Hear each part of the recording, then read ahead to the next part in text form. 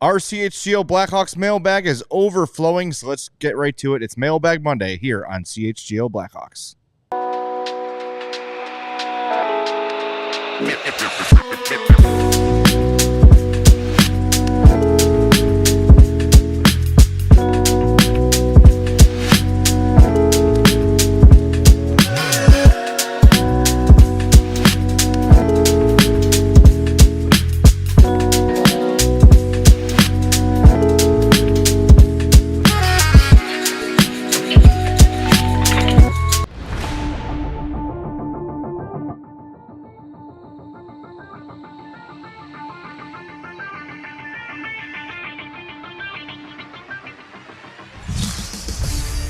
Happy Monday and welcome into the CHGO Blackhawks Podcast. I'm Jay Zawaski.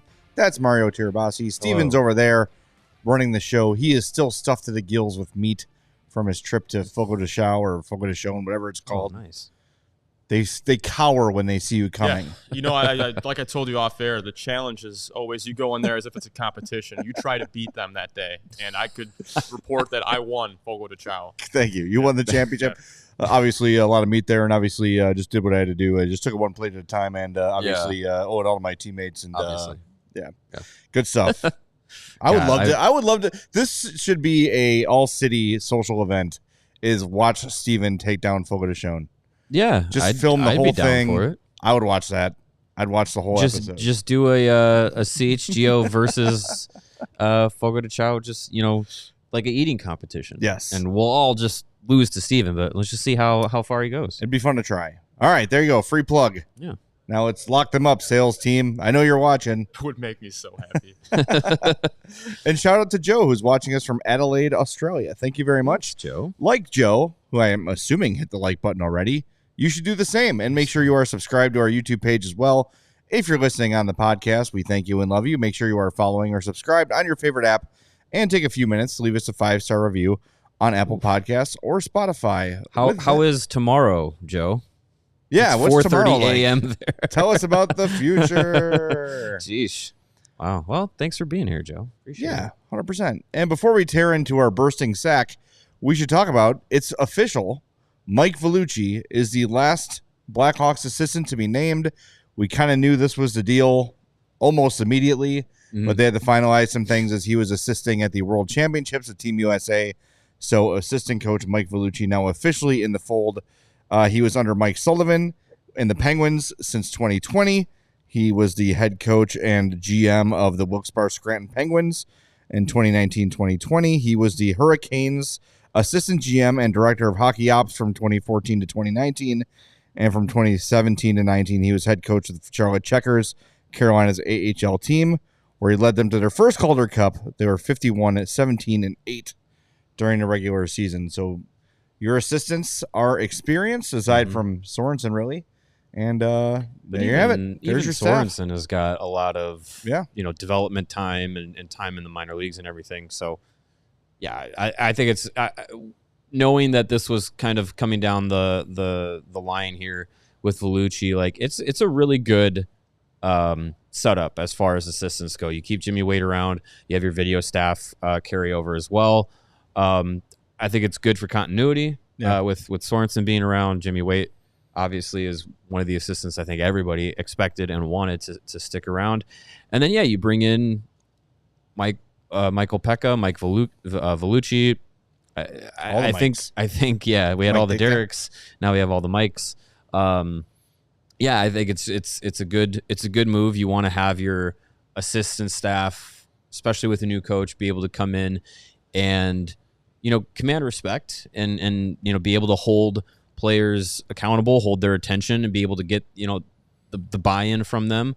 And I think they're going to be able to do that with this coaching staff, at least on paper so far. As I'm envisioning it now too, you could see where Blashill and Vellucci are the strategists, while Sorensen and Peca can focus more on development. That's what they were both brought in here to do. And when we talked to Jeff Blashill last week, if you missed it, check it out. Great interview. Talked about how Mike Peca is really a teacher. He's a guy that likes to take players under his wing, show them the ropes of how to play winning hockey, which is a phrase that Blashill has used over and over and over again since being hired.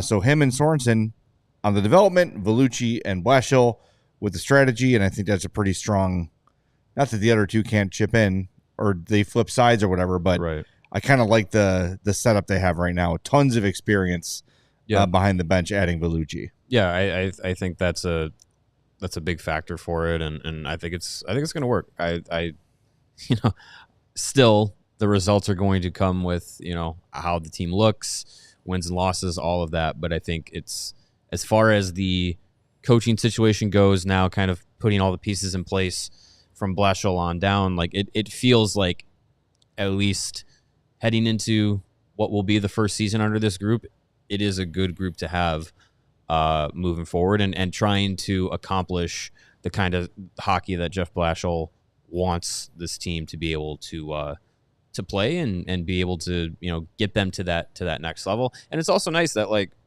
Alex Vlasic and Frank Nazar have been coached by Mike Vellucci just recently at the World Championships, so a little bit of familiarity with those guys there.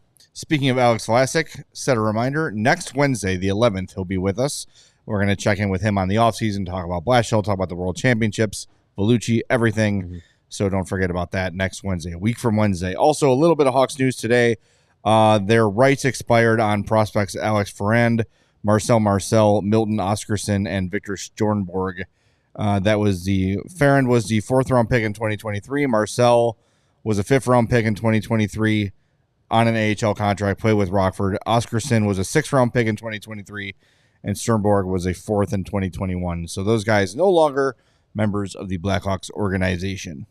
Not a huge surprise. Late-round picks rarely pan out. Marcel played in Rockford and didn't do a ton. Yeah, didn't jump off the page. Yeah, so there you go. There's your news.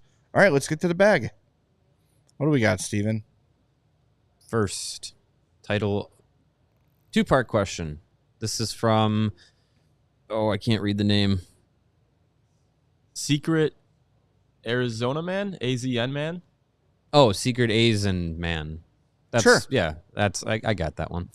2-part question. First part, is playing center the most versatile forward position in hockey? I always hear reports of center prospects moving over to the wing when they turn pro, but rarely hear of a winger being converted to center. With that being said, aside from filling out the roster, why don't young hockey players who want to play forward be brought along with a foundation of playing the center position, or at least the skill set, face-offs, playing 200-foot game, etc.? Thank you. Yeah, that's a good question. Yeah, I think definitely the center position is where, especially at the youth levels, you put your most skilled players. And honestly, that translates all the way up to the NHL. How often did we hear Anders Sorensen this year when he took over, and the conversation about Connor Bedard or Frank Nazar, wing, center, all that stuff came up? He would always say, like, we want these guys playing in motion, playing in the most dangerous areas of the ice, which is straight down the middle, right in front of the net. So, yeah, I think you want players like that to be able to handle playing center, and that's why I think when you talk about Bedard, not that necessarily his value changes, whether he's a wing or a center. I think you still expect a lot out of him from the production side, but I think his effectiveness is going to be highest if he pans out to be a full-time center in the NHL. Yeah, and the second part of the question, too, why don't more players just start as a center? That's what we're talking about. They do. And then once they get to the highest level, the determination has to be made.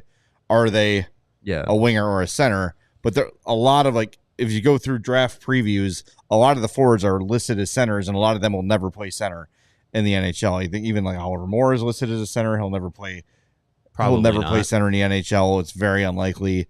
So I think they do that. It works that way in a lot of sports. Like usually the best athlete on a young baseball team is the pitcher or the catcher, right? But they don't always pan out that way. It's just kind of every sport's got that. Right. And then as you get older and older, you just find your niche, you find your place to be.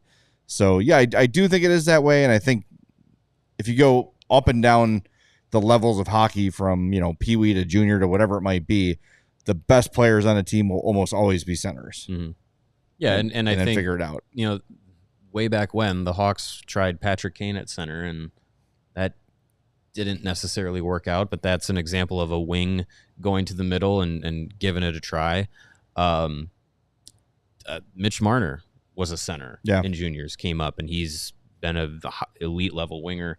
So yeah, it's like your baseball analogy too. Like usually a lot of your best athletes also play shortstop or center field, or that's kind of how it works, and then you branch out from there. That being said, on my beer league team, I've been playing center this year. Oh wow! So there's an exception to the rule. Ouch. That hurts. That hurts, Jay. This one is from Andrew. He says, can we get your prediction on who is re-signed on the Hawks and the contracts they receive, including summer extensions? Like, you think Bedard will get an extension once July hits? Although there's only a handful we can re-sign, there's a lot eligible for an extension on July 1st. Yeah, so I looking here at the list of players that are unsigned, both unrestricted and restricted free agents, top of the list is obviously Ryan Donato. He's an unrestricted free agent. He's going to be the guy that I think is going to get the most, whether it's here in Chicago or out on the open market. But other than Donato, you also got Philip Kurashev is an arbitration-eligible RFA, as is Louis Crevier. Wyatt Kaiser is also an RFA. Arvid Soderblom, arbitration-eligible RFA. Going down the list here, Andres Athanasiou, Zach Sanford, Brett Sini are all unrestricted free agents from the Rockford group. Cole Gutman is also a unrestricted free agent. And then you have Jalen Lipin is a restricted free agent, and they still technically have Victor Soderstrom. He is a restricted free agent this offseason, but I don't think there's any plans for him with the organization. All right, so there's a lot there. I think Donato, you're talking... I mean, we know they've offered him $4 million, right? 3 years, $12 million is kind of the reported offer. I guess we don't know that, but we're fairly confident based on enough people talking about it that was close to the offer. And that was in season, too. Like before the deadline. Yeah. So I think if Donato's back, you're looking at probably 3 years at 4.5, or maybe they give him the extra year at 4. Maybe he wants term over money. Mm-hmm. I don't know if they should go much over that. Looking at cap wages, which we've used before, and they do forecasting or projected contracts. For Ryan Donato, they have him at a 3-year, $3.86 million contract, similar to two former Blackhawks, Max Domi and Ryan Hartman. If I think it's going to be higher than that. Higher than 3.8 per year. Yeah. I think there's going to be a team out there that'll give him both more money and more term than that. I think he's had a career year. He's a guy that has expressed wanting to find a home. He's bounced around the NHL with 5 teams in like a 6 or 7 year career. Coming off a 30-goal season, I think he's a guy that you play up and down your lineup. Very versatile center wing kind of player. I feel like he's going to get $5 million, maybe even more than that, on the open market from a team, and probably 4 or 5 years. I wouldn't be shocked if there's a team that says we want a guy like Ryan Donato and are going to give him that flexibility, because the cap's going up. So saying $5 million is not the same as it was maybe a year or two ago. I think I might do. I feel like the highest I'd go is 4 years, $5 million each, so $20 million deal. Yeah, you don't want it to be when this team's ready to win again. You don't want to have, not that like in 3 or 4 years, $5 million is not going to be super detrimental to your cap, but that's about as high as I'm willing to go with him. And it's nothing against him. Like, I don't want to take anything away from his 31 goal season. Like, he was not just a guy who just got lucky and the puck hit him. He generated a lot of his own goals. Like, he was a very good and earned the vast majority of those, but I just don't know if that's what he is. I mean, we look at Philip Kurashev. 2 years ago had a 50-some point season, and now I think most Hawks fans are ready to walk away from him. You can't overcommit to one great year.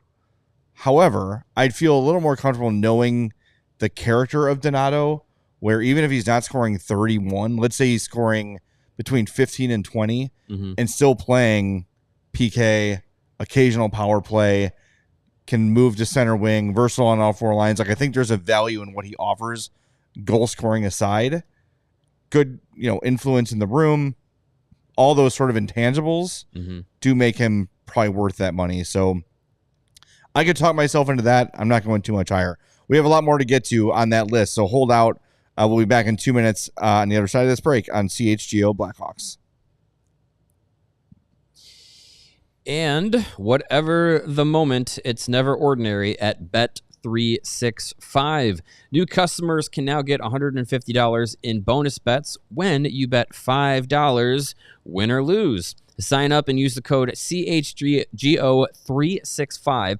Deposit $10 and place a bet for $5 to get $150 in bonus bets, whether that bet wins or loses. And with the NHL's early payout offer, or Bet365's early payout offer on the NHL, you're a winner if your team gains a 3-goal lead with an instant payout on straight bets and parlay selections marked as winners. So, as you got the Stanley Cup Final starting on Wednesday, if you're picking the Panthers or you're picking the Oilers in any kind of straight up bet or a parlay, and either one of those teams gets up by 3 goals, it's bound to happen at least at one point in this series. You're going to be an instant winner. And again, new customers, $150 in bonus bets when you bet $5, win or lose when you use the code CHGO365.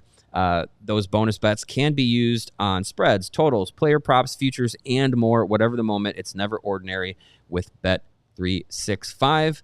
Must be 21 or older. If you or someone you know has a gambling problem, crisis counseling and referral services can be accessed by calling 1-800-GAMBLER. This offer is in-app only. And just like your favorite team needs a home ice advantage, your home needs a home floor advantage, and you can get it from Empire Today. Empire Today has flooring experts. They're dedicated flooring professionals, and they focus on flooring every single day. You might be tempted to walk into one of those big box stores and just do it yourself, shop around, ask whoever's standing in the aisle. No, you need the experts. That's why Empire Today is your best bet for a new floor. They live and breathe flooring, and they'll be with you every step of the way. They can bring the showroom right to your home. You can pick the right flooring and the right colors for your space. See how it looks with your furniture in your house. Get precise measurements taken and have all your questions answered so there's no surprises. And with Empire Today, you get clear, upfront, and all-inclusive pricing. Plus, you can schedule installation as soon as the next day. So schedule a free in-home estimate today. CHGO listeners can receive a $350 discount when using promo code CHGO. That's a $350 discount with code CHGO. Restrictions apply. Visit empiretoday.com/CHGO for full details. All right, back to the list of free agents. We talked about Ryan Donato. Philip Kurashev, RFA. I mean, you could probably sign him for cheap. Probably sign him to a 2-way deal if you wanted to. You can also give him a fresh start elsewhere. I wouldn't hate that. I'm much more interested in having an opportunity for a guy like Oliver Moore or Ryan Green or Aiden Thompson or someone to fight for a spot in training camp and have it be opened by Philip Kurashev not being here. And he's a fine player. It's just I think that inconsistency in and out of the lineup, like it just seems like with what's coming up the pipeline for this organization, they need to know who they can work with and who they don't need to spend any more time on. And I think with Kurashev, you're a guy that's 25, hasn't really grabbed a hold of an NHL spot. I'm fine moving on from him. Well, we also have to consider too that this is now Jeff Blashill's team, and Right. he's going to have different opinions on guys. And if his whole thing is everyone is playing a 200-foot game every game, Maybe he doesn't want a guy like Kurashev. Maybe a guy like Lucas Reichel is in danger of being moved on because those have been the criticisms for those two guys forever. And while the skills are enticing, especially on Reichel, it's like, how have we had to have the same conversation about Lucas Reichel for 4 years now, where it's just the consistency is lacking, and it's not inconsistent scoring and everything else is there. It's some games he looks dedicated, some days he doesn't. Jeff Blashill might start watching film on this guy and be like, no, let's see what we can get for him. Let's move him out. This will never work in my system, or vice versa. Maybe he thinks he's the kind of guy that can unlock Lucas Reichel. I don't know. I don't want to draw a conclusion one way or the other, but that's something we just have to keep in mind with these guys too. Yeah. You mentioned cap wages, how they have their estimates for contracts. Mm-hmm. Wyatt Kaiser. You saw the same thing I did. They're estimating 6 years at about 5.5, or 3 years at 3.2. So it's an imperfect model. Yes, there's no way I'm giving $5.5 million to Wyatt Kaiser right now. No, the comparables are Oscar Klefbom, Oli Mata, Caden Gooley, and Adam Larson. I think Wyatt Kaiser's coming back. I think he's the organization's better for it, having him be in that defenseman mix. And he's a guy that every time he's been told, like, hey, go down to Rockford, work on, specifics about his game, he's come back and made those adjustments and made himself a better player. And you saw it, in the second half of this season. Like, he was a guy that was consistently in the lineup, getting, he got some top pair opportunities. I think he's a guy that is going to stick around, and he's competitive as hell. Plays that. He's not a big guy. Honestly, when you look at the defenseman group, he's actually like on the smaller side, quote unquote smaller side. But I mean, he plays tenacious. He's good skater, good puck mover. Like, I think he's a guy that they're going to want to keep around. So I'd imagine he'll come back. 2-year deal. He's coming off of, what was it? His entry level contract. Yeah. I mean, 2 years, million and change. Like, I don't think that's crazy for a guy who's going to be in your top 6 defenseman mix. Well, I don't know what the number is going to be. And a lot of people adding in the chat, and it's true. Like, the cap is going up huge. So it's difficult to speculate, because we might see on July 1st some insane deals getting handed out. And it might change the calculus for, like, if Ryan Donato signs for 6, but there's guys like around his skill level going for the same, you kind of see where the league is starting to value where people with the new cap. So that's something we just kind of have to know by what it's been for the last 5 or 6 years, right? So that's kind of what we're going on. But Kaiser, I think a bridge deal for Kaiser is a good deal for both teams. Whatever the money is, add $1 million, take $1 million off, whatever it might be. I think the Hawks are very kind of like, we feel good about this, but we're not totally sure what we have in Wyatt Kaiser. And I think Wyatt Kaiser, from what I've been able to glean from him, just talking to him, is a very confident guy, believes in himself, and probably doesn't want to cost himself money down the road. I think he thinks I'm not saying he's wrong. I think he thinks he's an everyday top 4 NHL defenseman, and given the time to prove it, he will. So a 2 or 3 year bridge deal for Kaiser might be very appealing, and he can say at the end of that, like, look, I have outperformed what you've paid me. Now is my big payday. Now you're going to have to pay up to keep me, or he reaches for unrestricted free agency. Mm-hmm. So with the Hawks having as much defensive depth as they have, they can kind of wait and see with Kaiser. They don't have to lock it down necessarily this year. Yeah. So I really like him. I hope he stays. I think a bridge deal for Kaiser benefits him, benefits the team in the short term. I think that's a no-brainer. Especially if you're not, like, sold on what he is at the NHL level yet.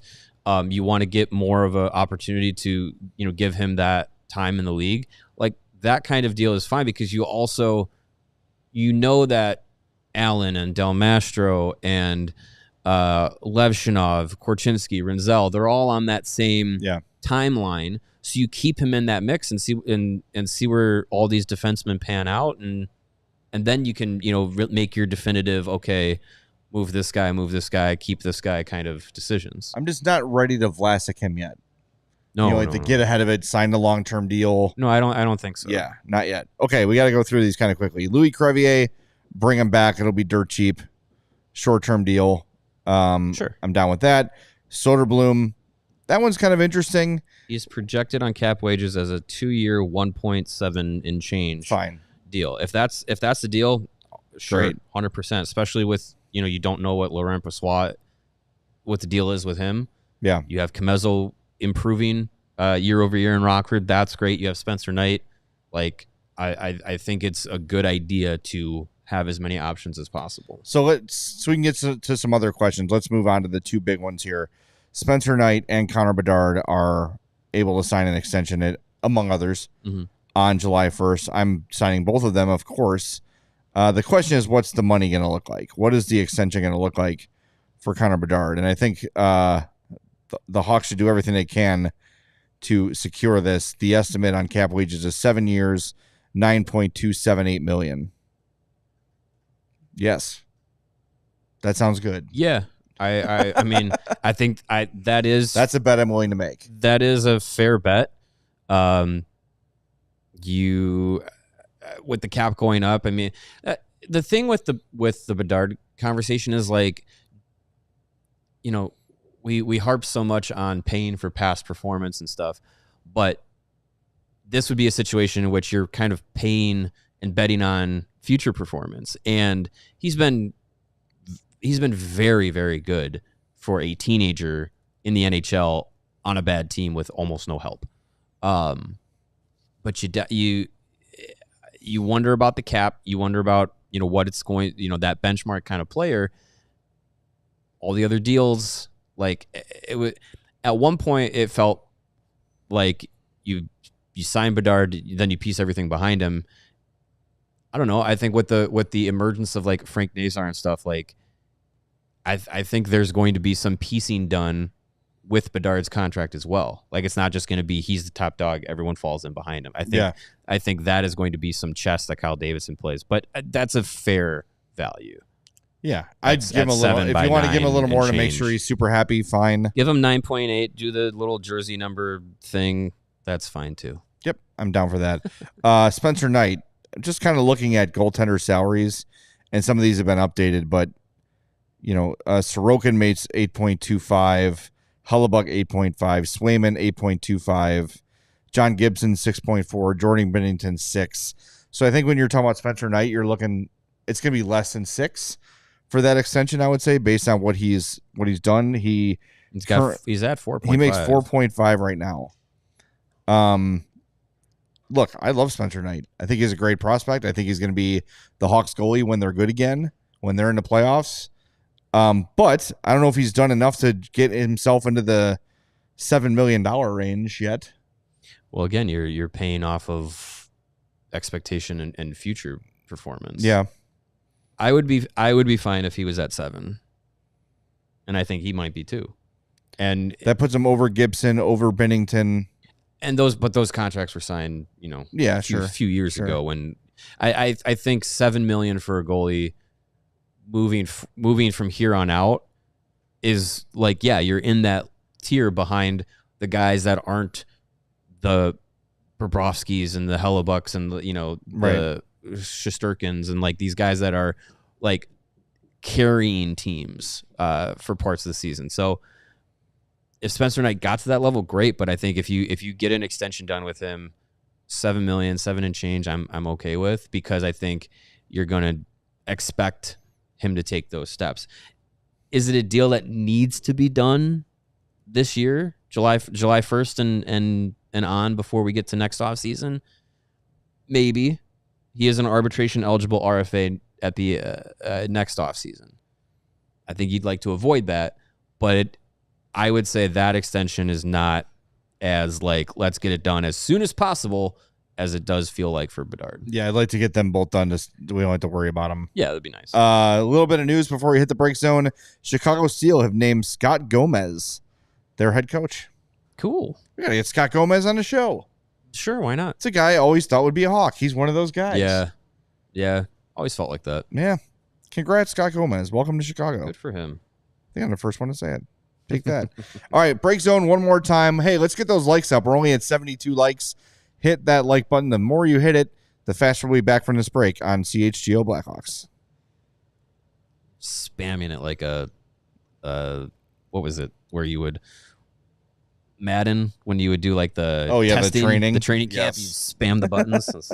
Do that to the like button. And while you do that, your keyboard might heat up and burst into flames, and that's going to make your house very hot. If your house is very hot, you should call Four Seasons Heating, Air Conditioning, Plumbing, and Electric to cool it down. They've been serving the Chicagoland community for over 50 years, and now is the time to get your air conditioning checked out, and Four Seasons experts are ready to help you with AC installation, maintenance, and repair. Last summer was officially Chicago's hottest on record, the heat index even reaching 114 degrees at O'Hare. That is very hot. Too much. Is your air conditioning ready for the challenge? Four Seasons expert technicians are here to ensure that you always receive reliable service, and if you have any kind of emergency, your AC goes out on a hot summer night, they don't charge more for service during nights, weekends, or holidays. You can schedule your Four Seasons AC tune-up today and save $50. Woo. Enjoy a 1-year no-breakdown guarantee. Plumbing, electrical, heating, or cooling emergency, need a new hot water tank or a generator, you can call Four Seasons with same-day installation and no extra charge. Again, no extra charge for nights, weekends, and holidays. Your trusted local experts are Four Seasons Heating, Air Conditioning, Plumbing, and Electric. Visit fourseasonsheatingcooling.com for all their special offers and money-saving coupons. Again, that's fourseasonsheatingcooling.com. And if you've ever tried to buy a home, get a loan, or just deal with money stuff in general, you know it can be a lot. That's why we're telling you about the Rate app. It is a game changer. You can get pre-approved for a mortgage in minutes without the need to jump through a million hoops. And if you're thinking about a home equity loan or personal loan, you can secure one in under 15 days. The Rate app also helps you find the best homeowners and auto insurance based on what you actually need.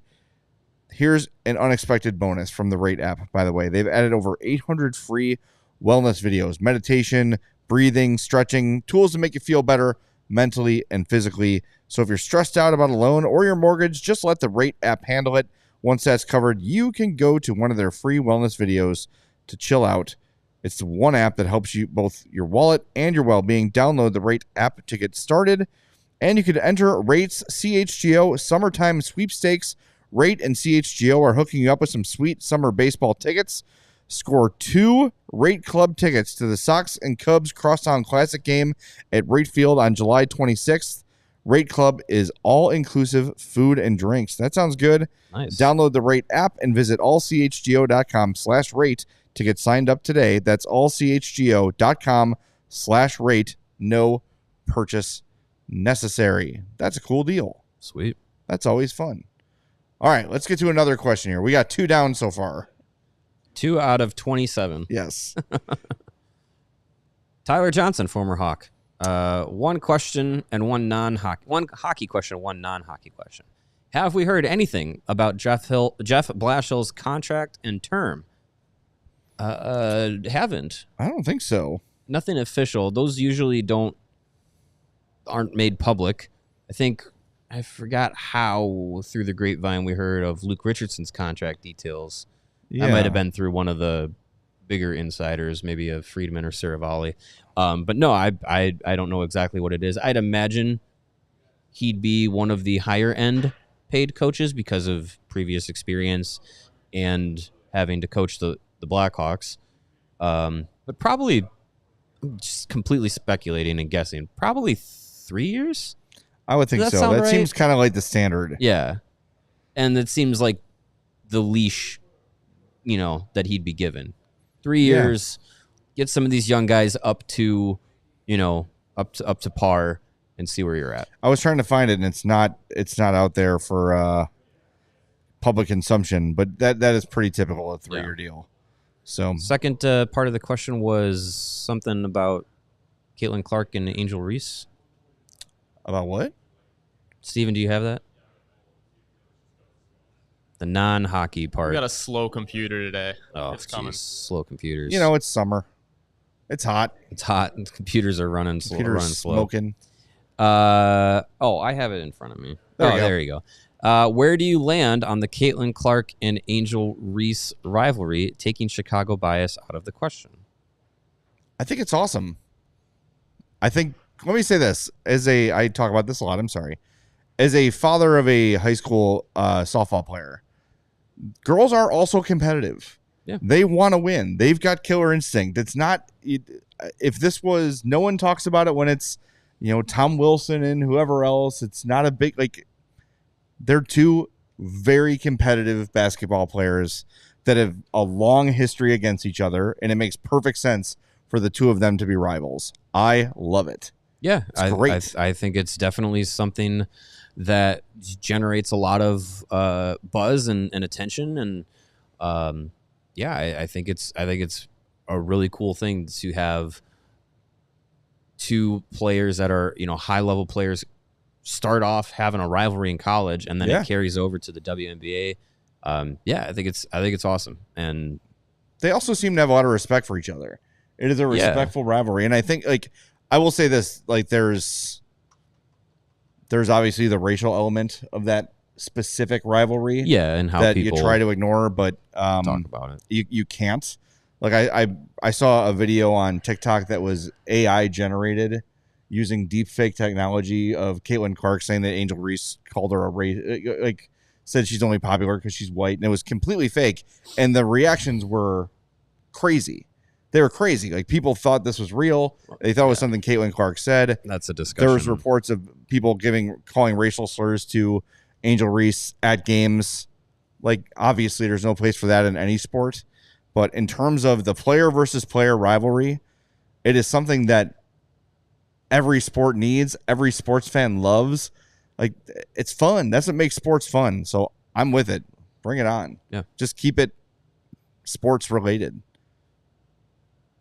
Absolutely. That's where I'm at on it. All right. What do we got next, Steven?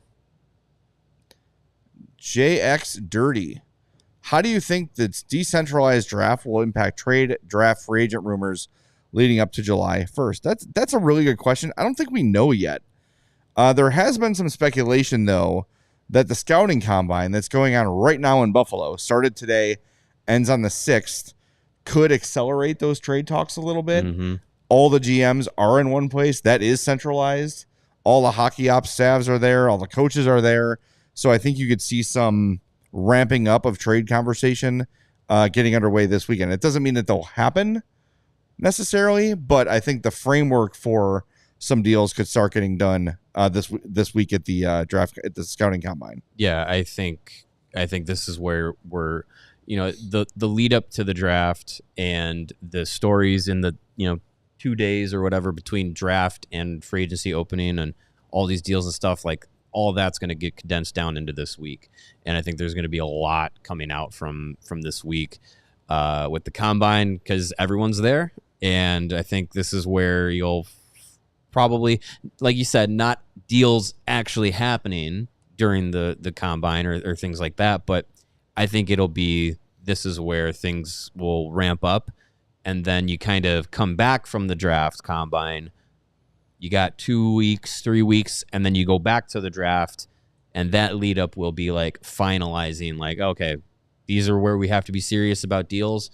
And some will either happen or not. But yeah, I think this week we'll start ramping up hearing rumors about XYZ. I think that's gonna pick up. Good. Bring it to me. Yeah, I'm looking I need some news.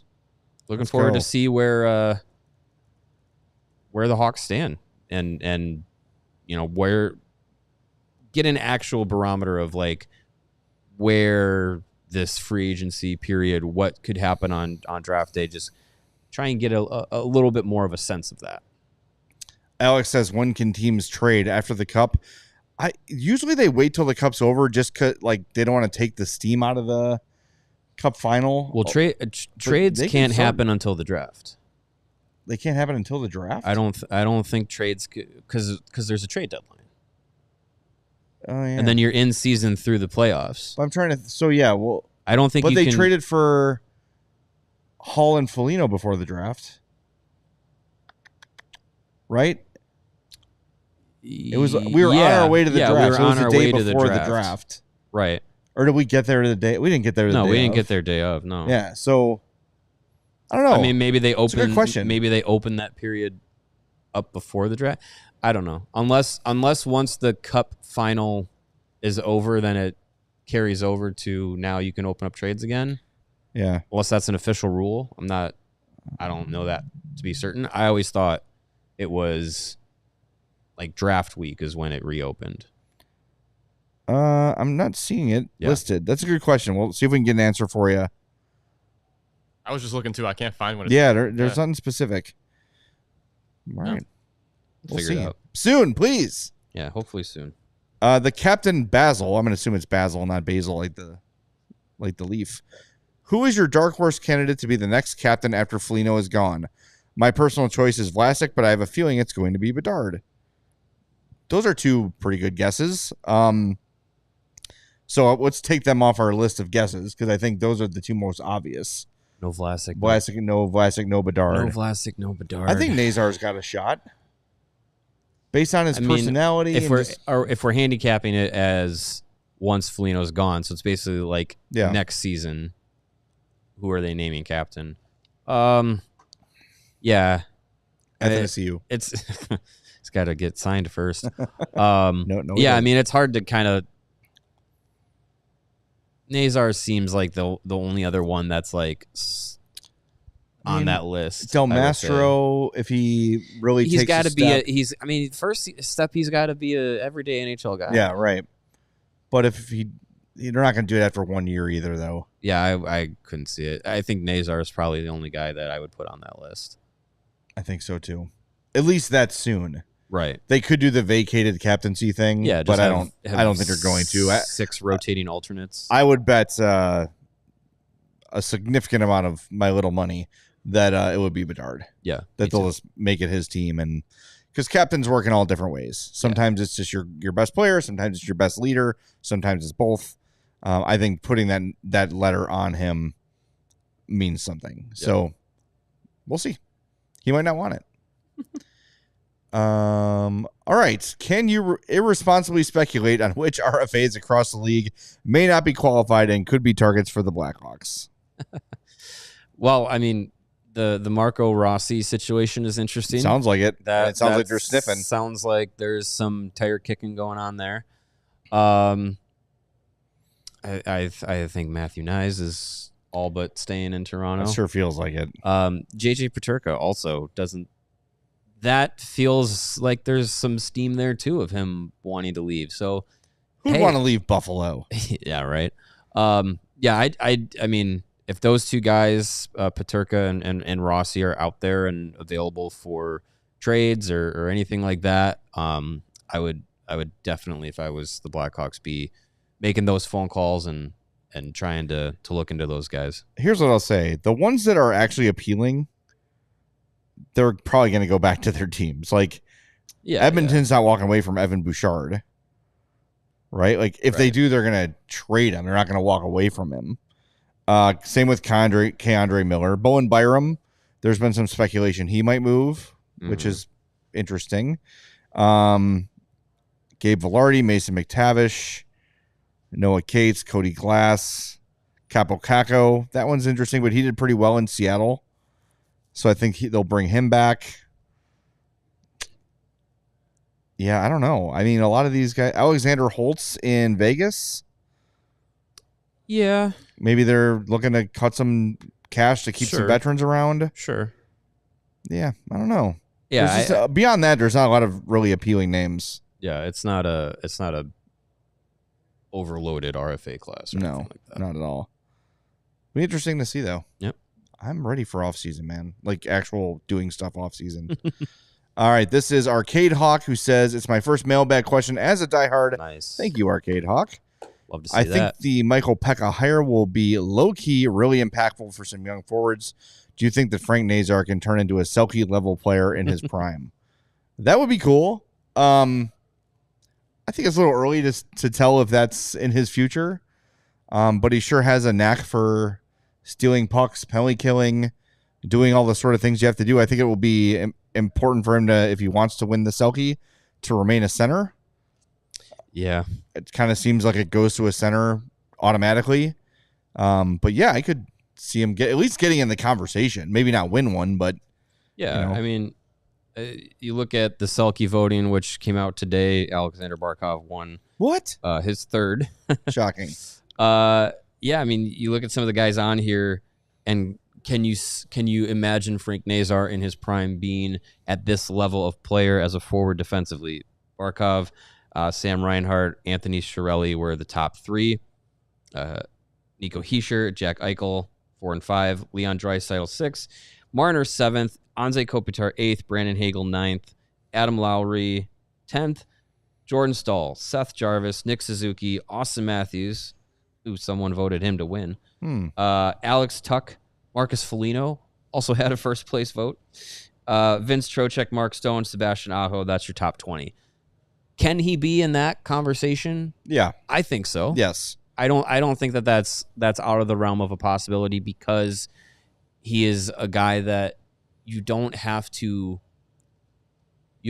coach the willingness into him. He has it. He has the willingness to play defensively, to play that style of game.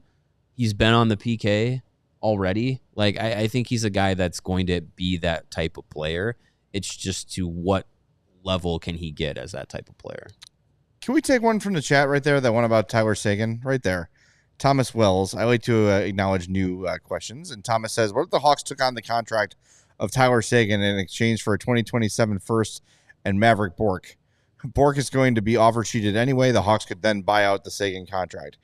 If Dallas is moving on from Tyler Seguin with 2 years and 9.85 left, they're doing that to bring Maverick Bourque back.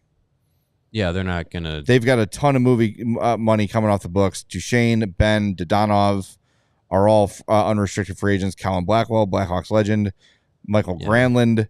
And they'll be able to bring. And Maverick Ben Bourque is likely back. coming back just at less money. Contract. Yeah, right. I don't know if they're that desperate to get rid of Tyler Seguin, and he's not worth his current money, but I still think that Seguin, when he's healthy, is still.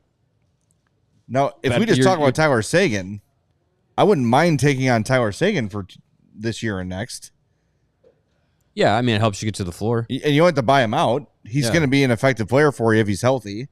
Like, doesn't seem to be a problem in the room or anything like that. Right. I would just take him. Yeah, you don't need to buy him out. But I think the Maverick Bourque thing is a bit of a pipe dream. But if Dallas is in cap trouble for whatever reason and they want to move on from Seguin, Chicago could be a good fit. I know it feels like another Band-Aid, but I think it's a different kind of Band-Aid than Pat Maroon or Alec Martinez or, I think Sagan's got some decent hockey left in him and brings that speed.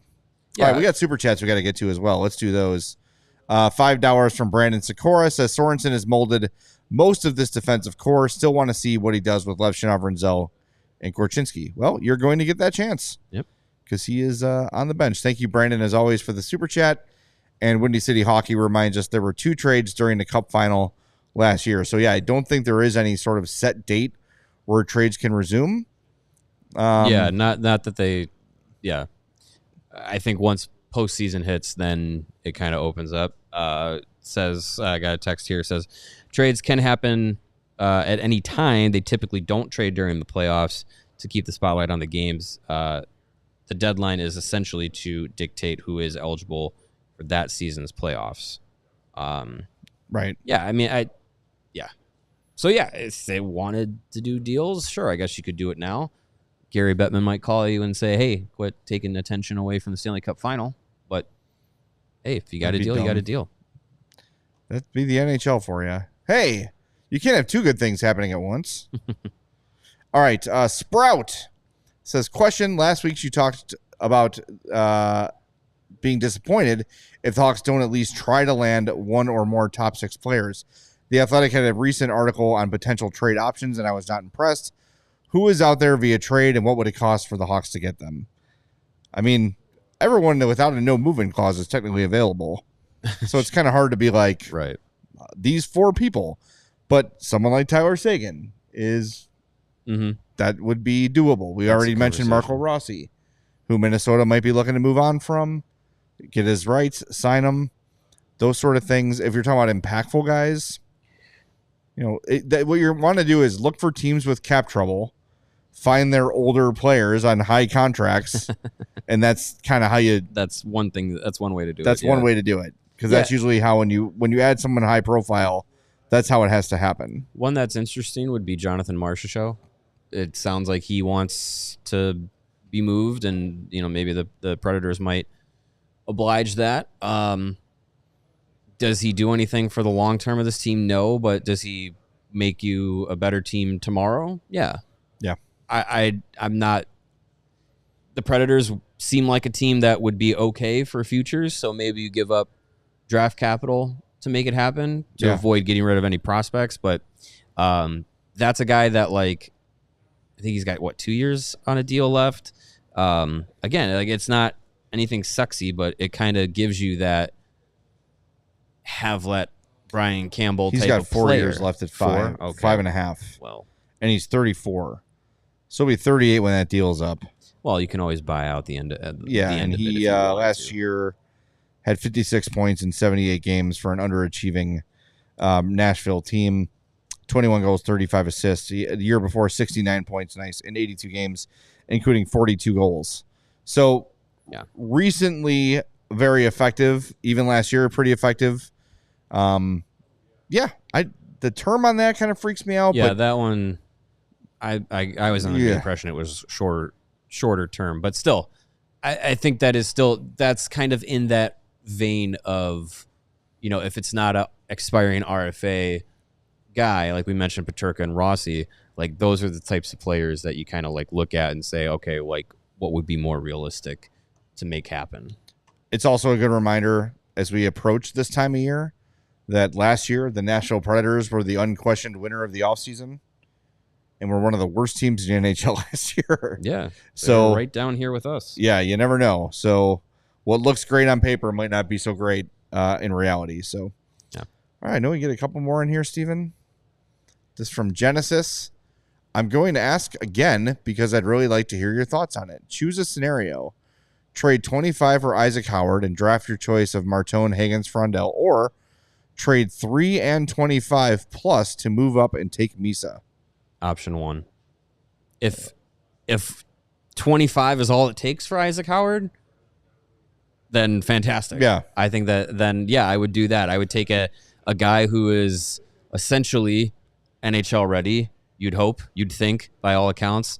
We talked with Eric Edelson above the Lightning Insider about Isaac Howard in that scenario, and seems like he doesn't see a path to the NHL that he's happy with Tampa, and they just extended Yanni Gourde to the end of his career.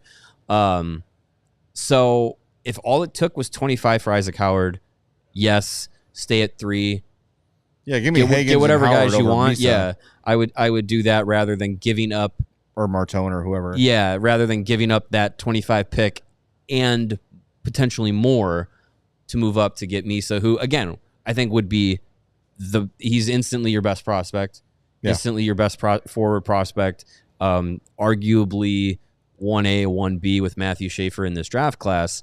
But I don't think the gap between him and the next tier of guys is all that big to where you're like, if we got James Higgins instead of Michael Misa, you'd be like, well, what a complete disappointment. No, and I mean, look, like Misa might ultimately end up being the better player than Higgins or Martone or whoever it might be, but take a look at these playoffs, and it's not just the star power that's winning. You got to have depth. You got to have guys that perform on your third and fourth lines, and I think we all really like Landon Slaggert, and we like Ryan Green and those kind of guys, but somebody like Isaac Howard is a different sort of a thing. When you add them to a team that's on a rise, he'd probably be in your top 9 easily to start.